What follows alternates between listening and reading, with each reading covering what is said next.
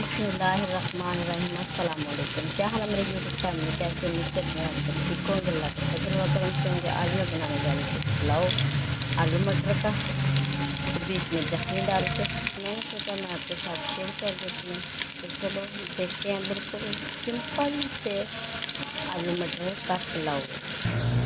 अब डालेंगे एक अदरक थूम टमाटर का पेस्ट,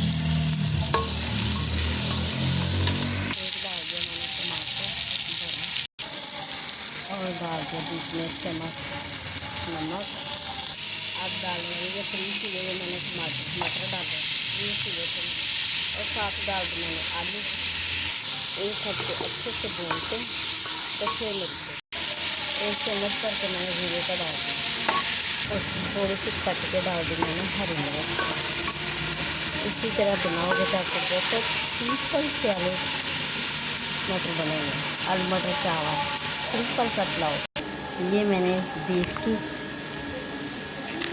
सॉरी ये मटन बीफ नहीं है, मटन की नली, और इसका मैंने वो बना के जखनी बना के रखी थी। तो इसकी जखनी का बनाने लगी हूँ मैं पुलाव। अब ये भी डालने जा रही हूँ। मैंने डाल दिया बीच में जखनी,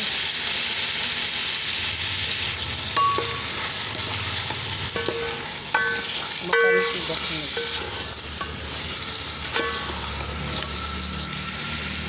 और मिलते हैं जब इसको दम लगाते हैं ढकना, तो फिर बाद में जिससे रखना। साथ में मैंने डाल दिया चावल।